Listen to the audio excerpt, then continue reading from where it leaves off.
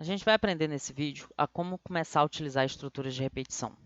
Uma estrutura de repetição é uma forma que você tem de repetir um trecho do seu código várias vezes e, obviamente, com valores diferentes para as variáveis. Se você estiver executando um trecho de código com o mesmo valor de todas as variáveis, esse código vai dar uma resposta. Para que repetir essa resposta se vai ser sempre a mesma resposta? Então, a gente tem que conseguir uma forma de estruturar a lógica do nosso programa para se beneficiar disso. Eu vou começar a falar primeiro de como a gente faz para repetir um trecho de código.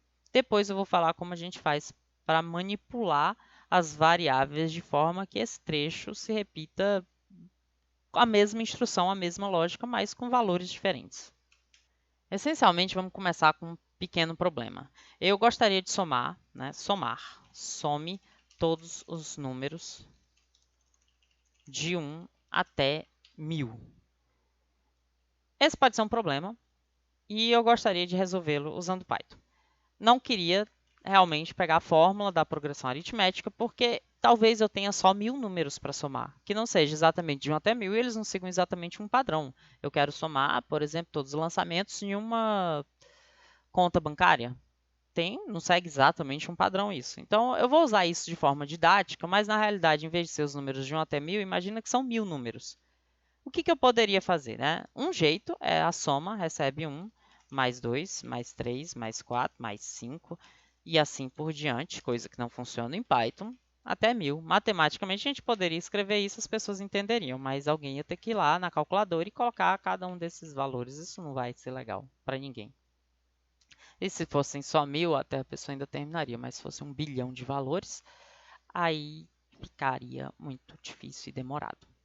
Então, o que a gente pode fazer? Primeiro, eu tenho que reestruturar esse código aqui de forma que ele se beneficie um pouco de uma certa estrutura de repetição. E o que eu quero dizer com isso? Bom, para começar, eu posso fazer isso aqui, né? Não altera exatamente a lógica do meu programa. Eu também posso fazer o seguinte, soma recebe 0. E aí, o que eu estou querendo ver é que se o soma for 0, eu posso fazer soma mais igual a 0. E vocês vão entender já porque, na realidade, eu vou passar por 1. Soma mais igual a 2. Soma mais igual a 3. O que é isso em Python, né? É soma recebe um antigo valor de soma mais 1. Soma recebe um antigo valor de soma mais 2. Soma recebe um antigo valor de soma mais 3. Soma recebe um antigo valor de soma mais 4. E assim por diante eu poderia fazer isso até... E aí eu não tenho como fazer 3 pontinhos verticais? Talvez assim? É uma coisa chata.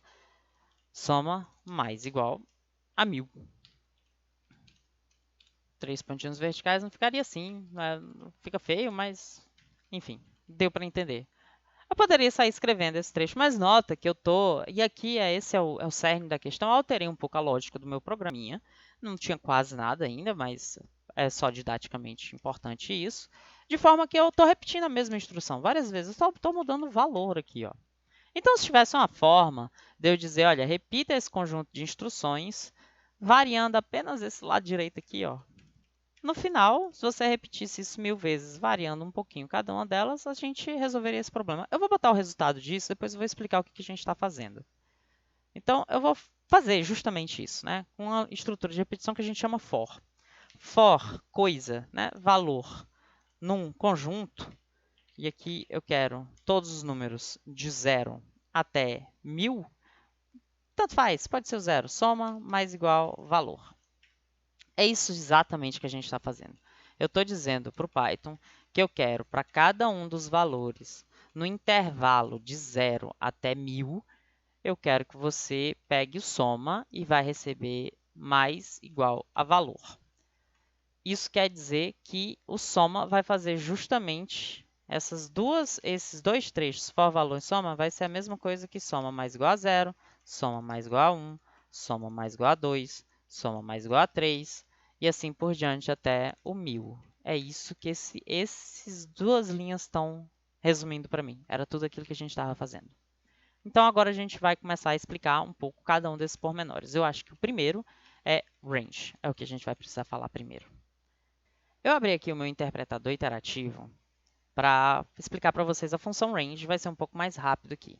A gente tem algumas formas de fazer a função range. A gente tem a função range com um argumento, fim. que vai ser só o fim. Se ela tiver 2 argumentos, o primeiro é o início, o segundo é o fim. Se ela tiver 3 argumentos, o primeiro é o início, o segundo é o fim e o terceiro é o passo. O que isso quer dizer? Se a gente fizer range com 10, range 10, ele vai me dar como resultado esse negócio, range 0 a 10. É um objeto que pode criar uma lista de 0 até 10. Se você usar isso dentro do for, ele vai criar uma lista de 0 até 10. No caso aqui, nesse nosso programa, ele vai percorrer toda a lista de 0 até 1000 e 1000. O 10 aqui é exclusivo, então esse fim não é exatamente até no português, é menor. Vai ser menos do que isso, é exclusivo. Então o fim não aparece na sua lista se você efetivamente percorrer esses valores ou criar.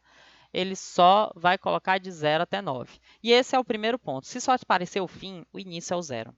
Então, se você fizer, e aqui eu vou mandar criar a lista, vou fazer assim, ó, list range 10. Eu estou dizendo, literalmente, crie uma lista com os resultados de range 10. Ele vai me mostrar a lista de 0 até 9. O list em Python, né, list, é uma função que recebe como argumento algo que seja um iterável. E aí o iterável é justamente isso, que dê para percorrer, e ele transforma isso numa lista. Então, se você colocar list com nada, ele cria uma lista vazia. É a mesma coisa se você abrir e fechar colchete sem nada. Ele cria uma lista vazia. Essas duas instruções são iguais.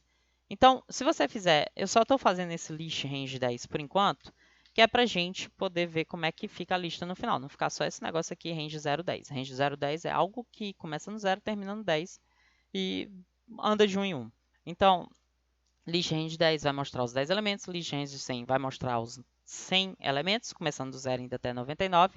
O 100 é excluído, né? O 10 é excluído, o fim é excluído, o início não. Então, se a gente botar 0, 100, ele vai incluir o 0. Se a gente botar de 90 até 100, quer dizer, range 90 a 100, ele vai começar do 90 e vai até exclusivo 100. Ou seja, vai excluir o 100, é de 90 até 99. Se eu quiser incluir o 100, aí eu tenho que ir até o 101. Eu tenho que ir um a mais do que... Eu tenho que colocar aqui como argumento um a mais do que o que eu quero. Assim, um a mais do que o que eu quero que apareça. Então, se eu quero que vá até 99, vai ficar 90 até 99. E por que isso? Antes que reclamem muito da intenção. Se eu botar range 010, que vai ficar mais fácil de ver, isso aqui ó, é uma lista com 10 elementos. 0, 1, 2, 3, 4, 5, 6, 7, 8, 9. Né? Eu estou colocando 0 aqui, um elemento a mais. Então, tem 10 elementos nessa lista. Mas em quase toda linguagem de programação, o índice, né, a posição do elemento na lista é dado por um número natural, que começa no 0. Então, a primeira casa, esse elemento é o primeiro elemento, ela é de nome 0. Se eu quiser encontrar o segundo elemento da lista, eu vou dizer, olha, eu quero a casa 1, eu quero a casa 2, eu quero a casa 3. É que nem se você imaginasse os números das ruas, né, o endereço de um local físico geográfico, né, você tem rua e número. A gente poderia dizer a casa 0 de uma rua, exceto que não foram programadores que inventaram esse sistema. Se fossem programadores, certamente iria ter o número 0. Rua X, endereço 0. Isso ia ter em todas as ruas. Mas como não foram programadores, começa do 1. A gente usa o 0 como índice nas nossas casas, dos nossos vetores, listas e etc. Então, por isso que vai até excluindo o argumento final. Porque se você quer uma lista com 10 elementos, você vai começar no 0 e vai até o 9. Porque a casa 0, casa 1, casa 2, casa 3, casa 4, casa 5, casa 6, casa 7, casa 8, casa 9.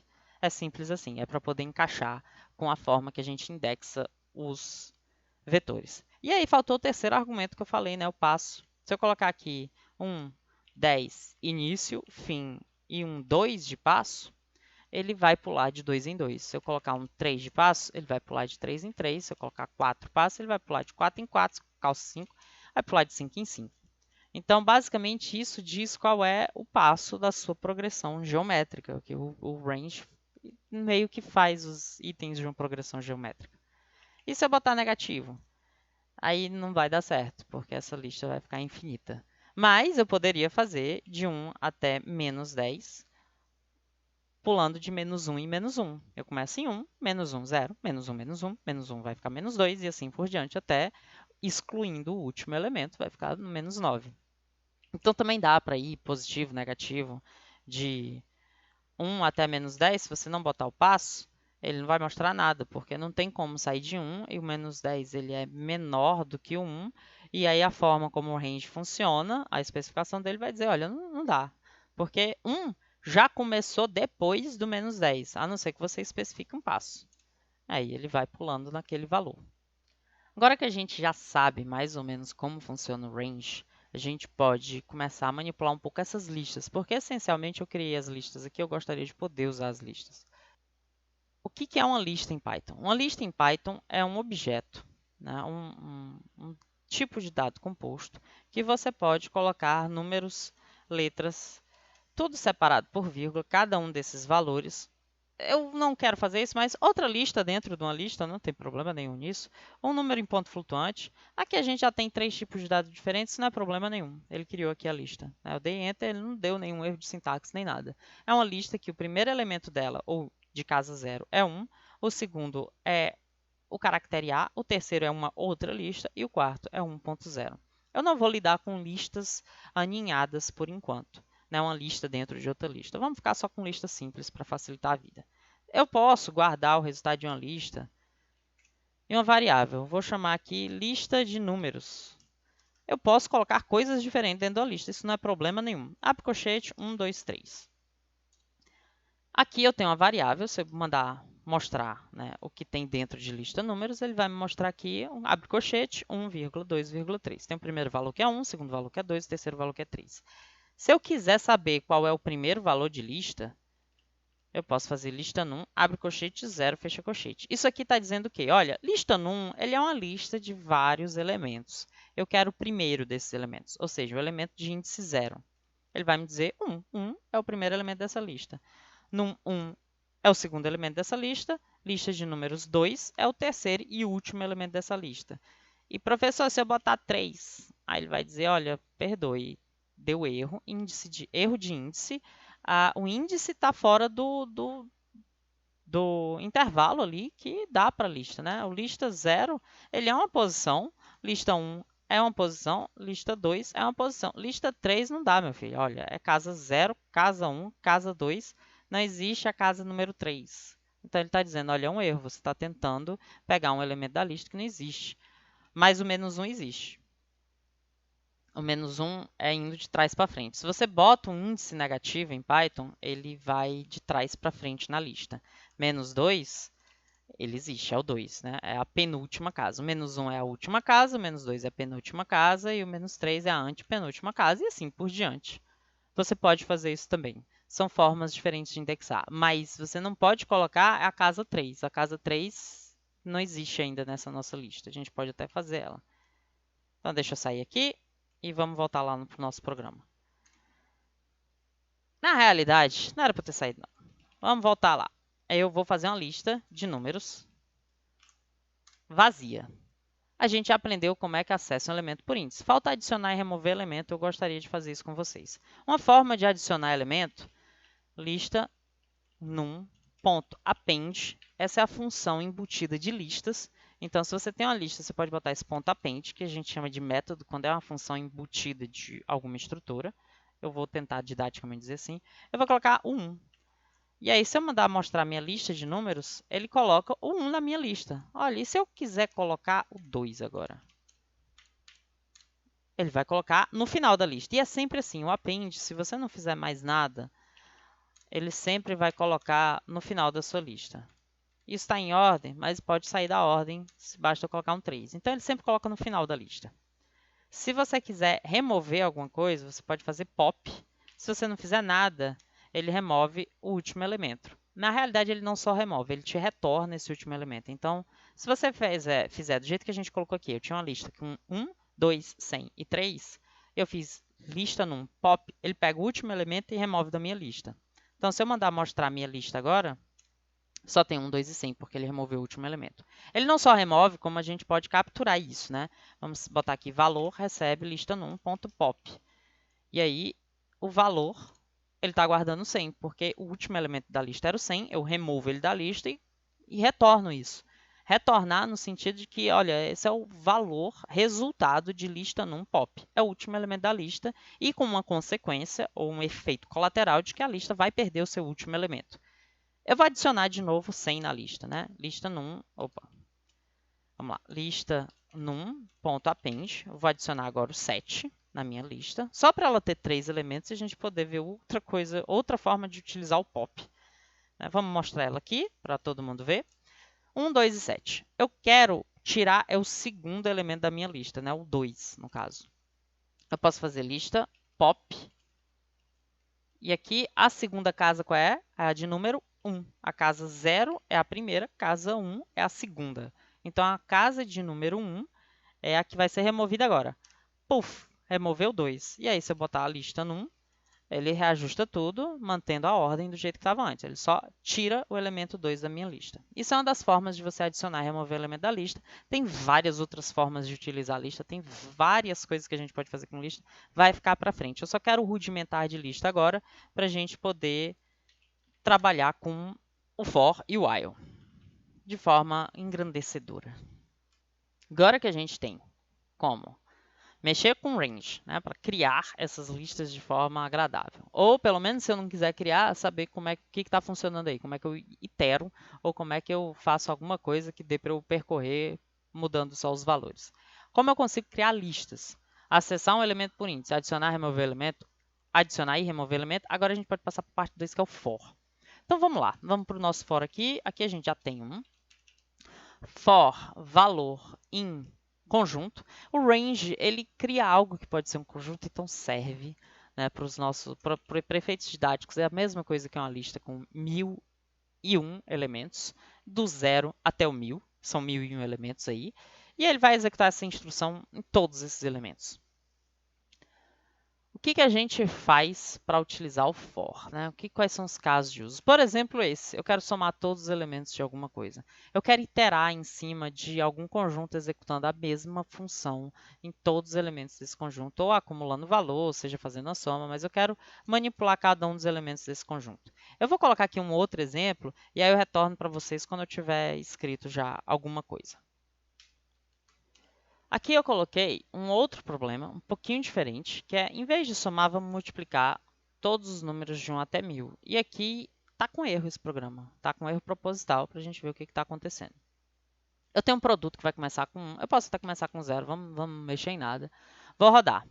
Ele me deu 0. Por quê? E aqui começa a realmente aumentar um pouco a nossa dificuldade, porque isso aqui não é só uma instrução, isso aqui são 1000 instruções que eu estou executando, tudo com alguma coisinha diferente. Então, cada vez que eu rodo esse laço, é o que a gente chama isso, é um laço, uma estrutura de repetição, ou um bloco de comandos associado à estrutura de repetição. A gente chama de laço, porque aí você imaginar se você imaginar um programa como uma linha, que você vai passando a mão executando os comandos, e essa linha ela diz quais são os comandos que você tem que executar, você vai passando os comandos, uma estrutura de decisão é uma bifurcação nesta linha, em que você vai escolher um dos caminhos, e um laço, ele é um laço nessa linha, que você vai dar a volta e voltar para o mesmo ponto. Então, você executa essa instrução e volta para executar essa instrução com outro valor. Volta para executar essa instrução. Quantas vezes você vai fazer isso?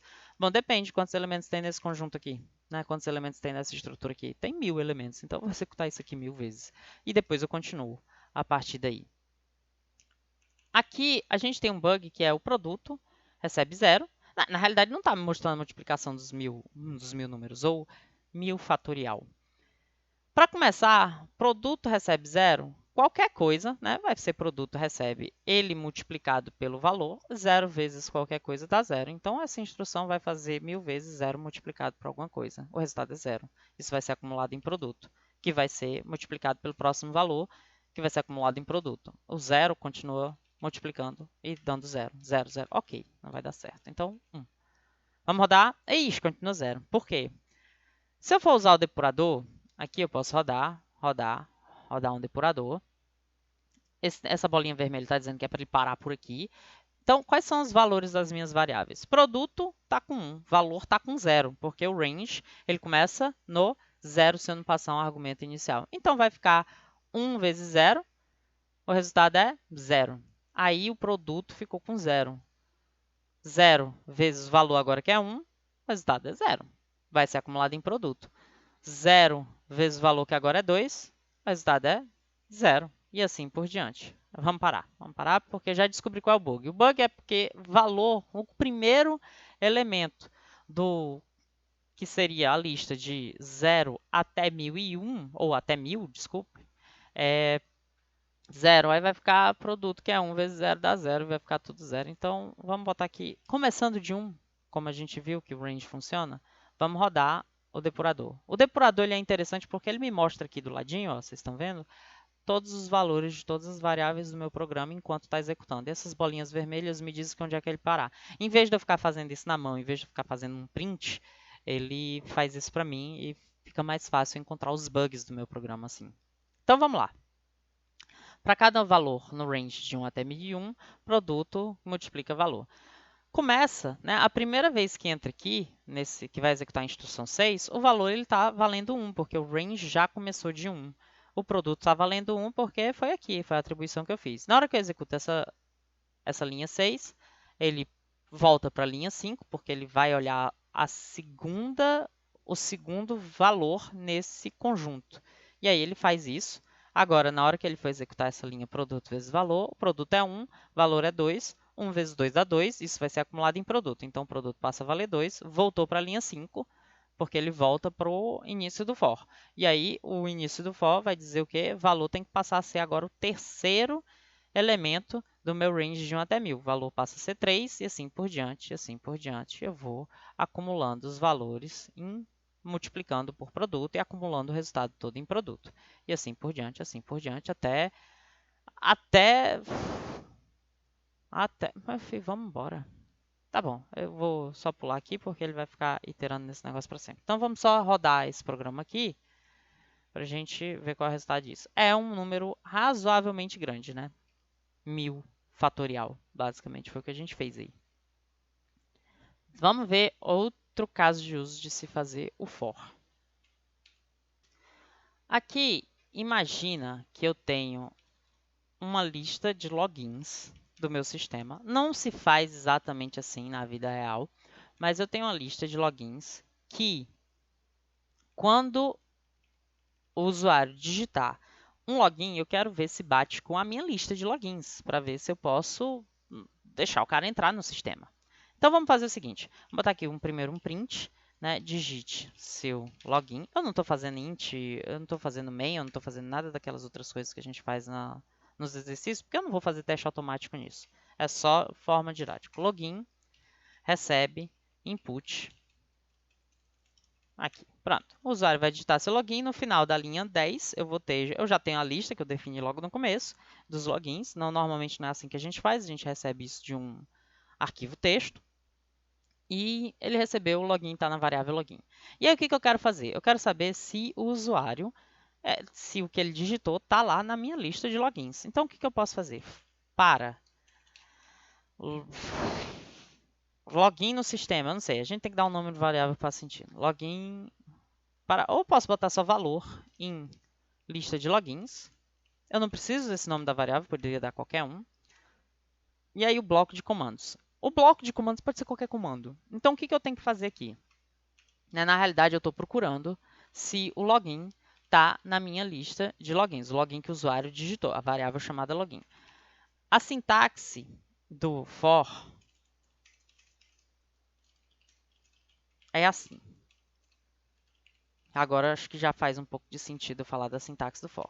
Palavra reservada for, uma variável, ou um conjunto de variáveis, a gente pode ver isso um pouco mais tarde. O in, que é dentro de conjunto, né? O in, quando você usa no if, ele só está testando se aquela variável está dentro do conjunto. É o pertence, né? Valor pertence à lista de logins, mas no for não é assim que funciona. No for, para cada um, né? For em inglês é para cada um dos valores da lista de logins, eu vou executar o bloco de comandos. E aí tem os dois pontos para dizer para o Python que vai começar um bloco, necessariamente tem que começar um bloco, e aí eu tenho que colocar o bloco. O bloco de comandos aqui vai ser o quê? Eu preciso o quê? Testar se o login é igual ao valor. Então, testar se, né? Se o login for igual a valor, print, usuário existe no sistema. A gente pode simplesmente rodar o nosso programa, digite seu login, Anitta, por exemplo, usuário existe no sistema. Eu posso Bjorn, não me imprimiu nada. Professor, não imprimiu nada. É verdade. Porque o Bjorn não existe. É o Bjorn que existe. Ou Calígula, por exemplo. Vamos tentar Calígula. Com acento, hein? Calígula. Não tem lá acento. Eu estou colocando acento aqui. Ixi, não mostrou nada. Era bom mandar uma mensagem para o usuário dizendo que não existe. Não achei. Login errado. Vamos botar aqui. Else print login errado. Vamos rodar, vamos ver o que acontece. Vamos lá o Calígula com acento. Por que não está lá, né, com acento? Login errado, login errado, login... Por que isso tudo? Não, vamos tentar outro. Isso está bugado já, né? Anitta, o que acontece com a Anitta? Um usuário existe no sistema, login errado, login errado, login errado. Opa, vamos tentar outro, Bjorn. Na realidade, Dionísio. Login errado, login errado, login errado. Usuário existe no sistema, login errado. O que está acontecendo aqui? O que está acontecendo aqui é que, como eu disse para vocês, a gente executa o bloco do for para cada um dos valores na lista de logins. Então, o que vai acontecer? Na primeira vez que esse for rodar, a primeira vez que esse laço for rodar, valor vai ser o quê? Vai ser a Anitta, que é o primeiro elemento da minha lista. Então, aqui nessa última vez que a gente rodou o programa, a gente colocou Dionísio. Dionísio é igual a Anitta? Não. Então, imprime login errado. Aí imprimiu o primeiro login errado aqui. Terminou esse laço, porque esse if else só executa uma das duas coisas, ou vai executar o bloco do if ou vai executar o bloco do else. Terminou o laço, volta aqui para o for, porque ele não terminou de olhar todos os valores da lista de logins. Próximo valor da lista de login é o Bjorn. Bjorn é igual a Dionísio? Essa vai ser a pergunta. O login não mudou. O login continua sendo aqui o que o usuário digitou, só mexemos nisso uma vez. Então, Dionísio é igual a Bjorn? Não. Então, vai executar o else. Bloco do else, login errado. Está aqui o segundo login errado. Terminou esse bloco de comandos do for, vai voltar para o começo e vai passar a fazer valor, valer o terceiro elemento da lista, Calígula. Dionísio é igual a Calígula? Não. Vai imprimir login errado. É o terceiro login errado aqui. E agora, quarto elemento da lista. Dionísio é igual a Dionísio? É. Usuário existe no sistema. Aí ele imprimiu isso aqui. Terminou, né? Não vai executar o else, claro, porque o if foi verdadeiro. Próximo valor na lista de logins.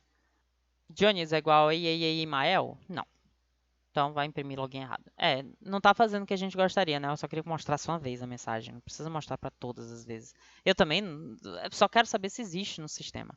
A gente tem duas formas de fazer isso. Eu vou fazer a primeira, que é com uma variável que vai guardar o valor. Basicamente é achei. Começa com false.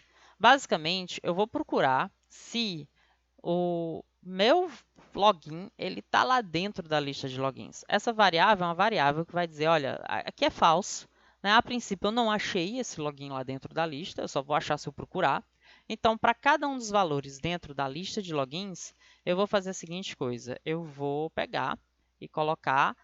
Achou, e basicamente aqui, ó. Aqui eu já sei, existe, né? Achei, recebe, true.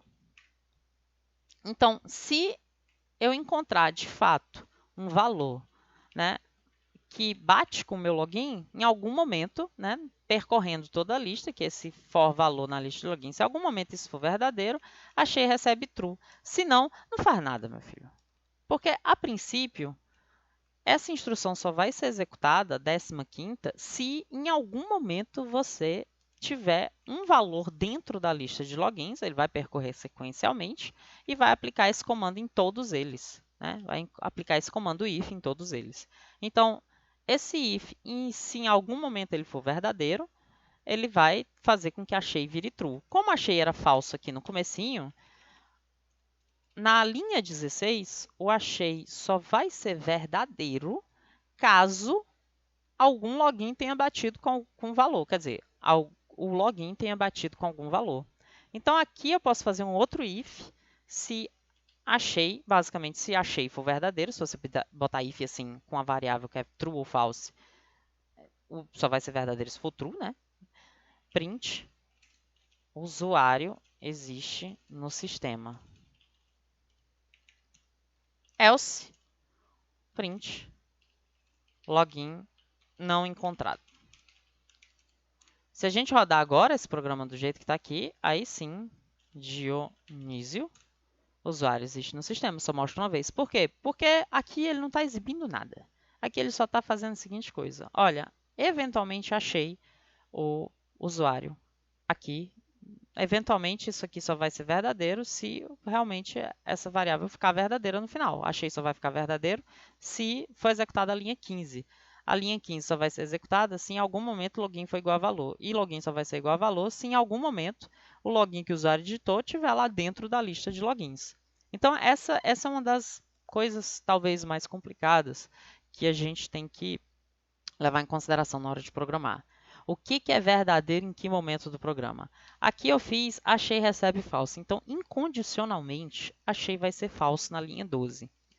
Na linha 16, achei vai ser falso somente se em algum momento esse if for verdadeiro. Se em algum momento esse if for verdadeiro, é porque o login foi igual a valor. E valor está percorrendo toda a lista. Então, aqui na linha 16, eu posso testar o achei, e o achei só vai ser verdadeiro aqui nesse caso, se em algum momento o login bateu com valor. Então, posso imprimir que ele existe no sistema. Pode ser que tenha mais de um login igual. Né? Do jeito que a gente colocou aqui, esse código ele só diz que existe. Ele não diz exatamente qual é. E se não, se aqui achei continua falso na linha 16, o que aconteceu? Esse if nunca foi verdadeiro para nenhum dos valores da lista de logins. E se esse if nunca foi verdadeiro, é porque não está lá, né? Aqui ainda tem uma outra forma de fazer isso. É uma forma que talvez seja mais elegante ou não. Nota que, por exemplo, se eu digitar Anitta como usuário, o que esse programa vai fazer? Ele vai percorrer toda a lista de logins, ele já vai encontrar achei, recebe, true, logo de cara, assim, achou. É o primeiro elemento que ele vai comparar. E aí ele vai comparar o segundo, o terceiro, o quarto, o quinto, o sexto. O for vai executar em todos os elementos da lista de login. Se eu tiver 1 bilhão de usuários, eu vou ter que testar 1 bilhão de usuários, apesar de já ter achado na primeira. Né? O primeiro usuário já bateu. O que eu posso fazer? A gente tem outros dois comandos no for, que é o break e o continue. Que você pode usar dentro de laços de forma geral. Tanto faz no for quanto no while. A gente vai ver o while depois, mas eles funcionam da mesma forma. O break, eu posso botar aqui, break, ele diz para o laço, né? Para esse bloco de for. Ele vai procurar o for ou while mais próximo, né? Ele está em algum bloco, ele pode estar dentro de um if, dentro de um if, dentro de um if, mas ele está pertencente a um bloco de algum for. E talvez seja pertencente a um bloco de dois for se tiver um for dentro de outro for. Você não tem problema nenhum, bloco é bloco. Então, for é um comando que tem um bloco associado a ele. Só que o bloco for pode ser um comando com um bloco associado a ele. Então, comando é comando. Um bloco de comandos pode ter qualquer comando lá dentro. Aqui dentro eu poderia botar um outro for. Não vai precisar para esse exercício, mas alguns vão precisar. Então, esse break vai procurar o for mais próximo dele e vai dizer o seguinte: se o break aparecer, sai do for. Continua a partir da próxima coisa que não está no for. Ou seja, se a gente fizer do jeito que está aqui agora, eu vou até ligar o depurador aqui para a gente ver o que acontece. Vamos rodar o depurador e aí ele vai parar, né? Ele está rodando aqui, rodou o programa até a linha 10, que aí ele está pedindo digitar o meu login. O login eu vou botar o Calígula, só para a gente ver como é que funciona o break. E aí pronto, chegou. Primeira vez que ele está executando a linha 14. O login é Calígula, o valor é Anitta. Ele vai comparar os dois. É falso. Então, ele não executou aquele bloco do if, terminou, voltou, terminou todo, né? Ele comparou o login com o valor, não bateu. Então, ele pula isso aqui e volta. Ele terminou. Na realidade, ele não executa esse bloco. O comando if é o único comando que tem dentro do bloco do for, é um comando if. Ele vai voltar para o começo. Vai transformar valor na próxima coisa da minha lista, que é Bjorn. Aí ele vai comparar Bjorn com Calígula. Na realidade, Calígula com Bjorn, eles são iguais? Não. Então, não executa o comando, volta lá para o for. Agora, o valor vai passar a ser o terceiro, aí ele vai executar esse if, né? Calígula é igual a Calígula? É.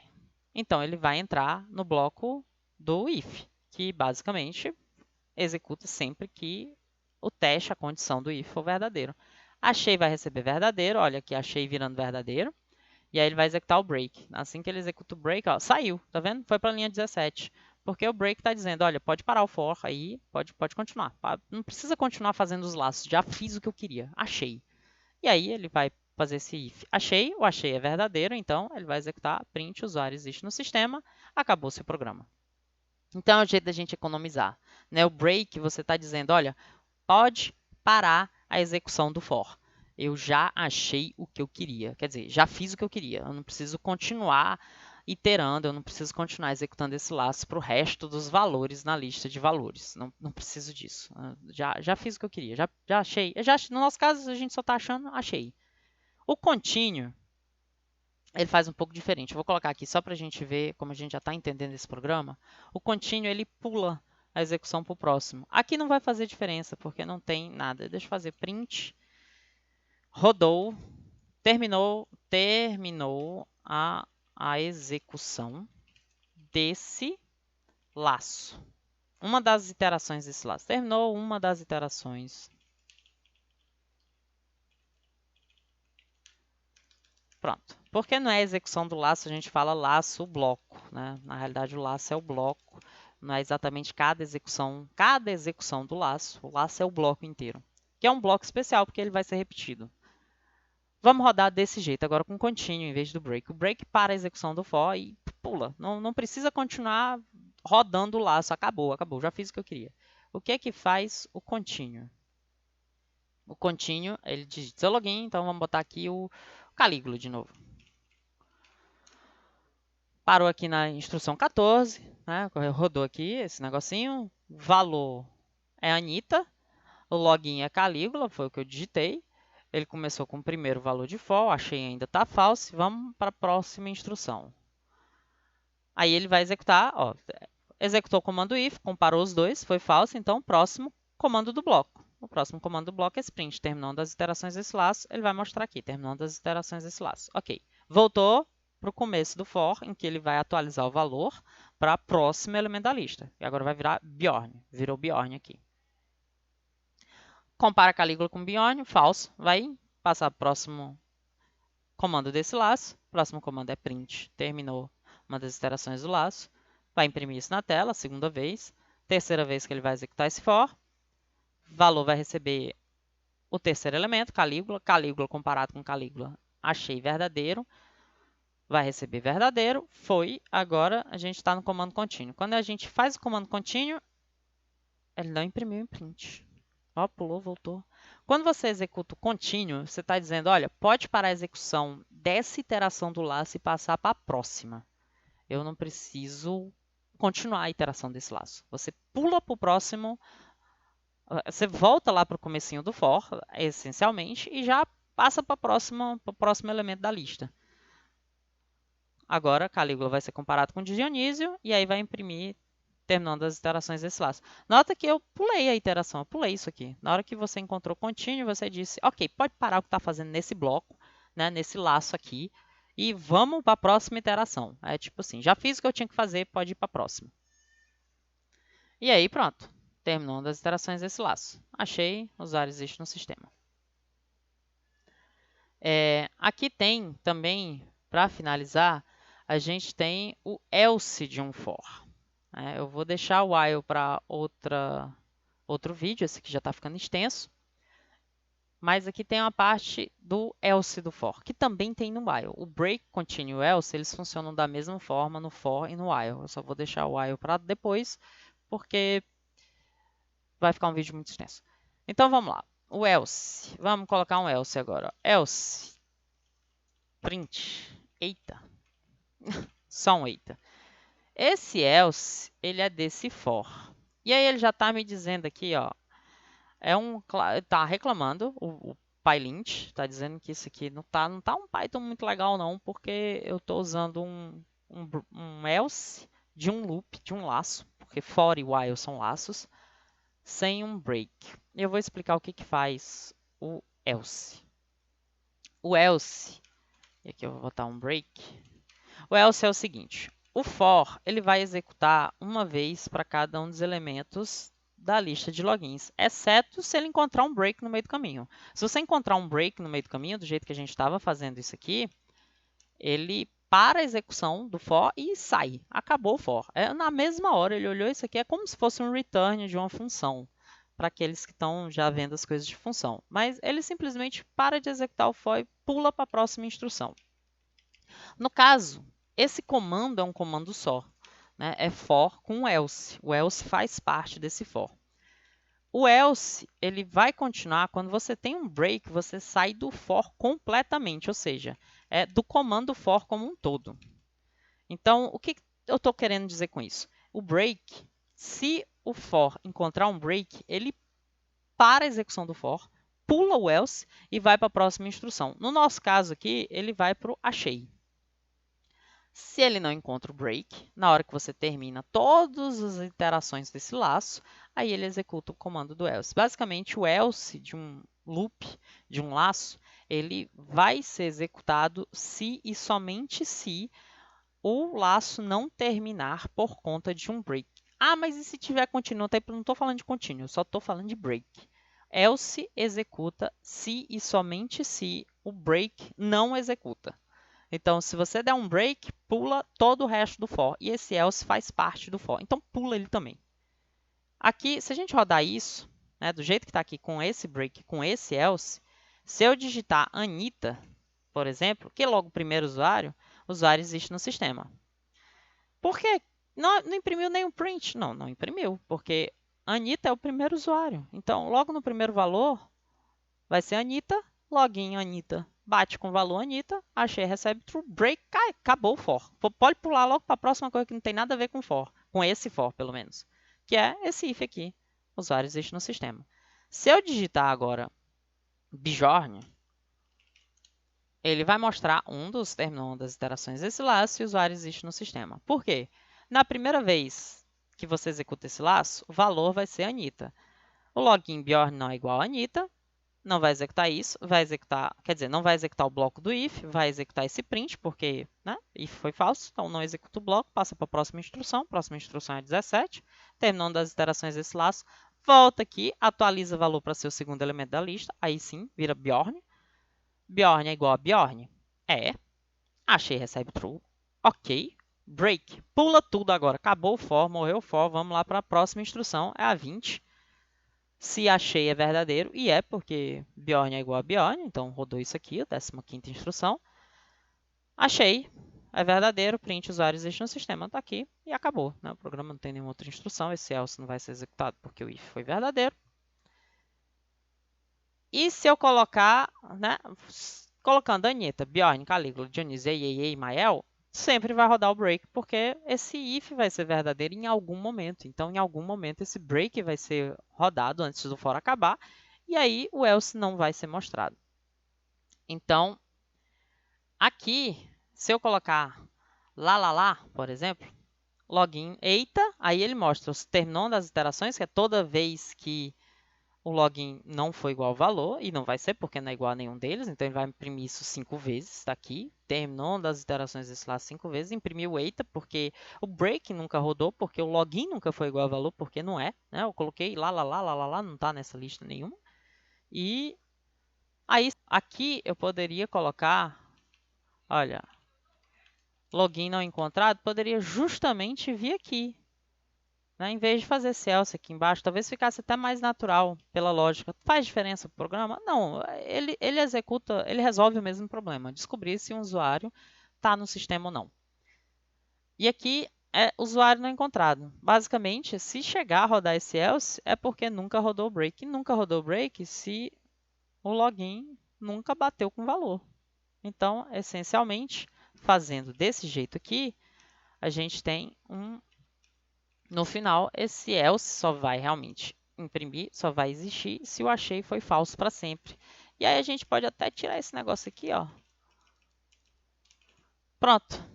A gente já sabe, né? Digite seu login lá. Login não encontrado. Mas se ele foi encontrado, a gente não tem como dizer, né? achou, quer dizer, Anitta.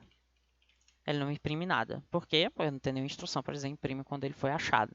Aí eu poderia sim fazer assim, ó, print usuário existe no sistema. E desse jeito aí sim, a gente tem um programa talvez mais resumido ainda, com menos linhas. Anitta, aí usuário existe no sistema. Bjorn, usuário existe no sistema. Então, para finalizar, a gente vai deixar a parte do while para outro vídeo, esse aqui já está bastante extenso. Eles também têm um break em continue else, igual o funcionamento no for. A diferença é só em como é que eu vou iterar, o que eu estou fazendo. E a gente continua nos exercícios, como é que utiliza melhor essas estruturas. Até mais.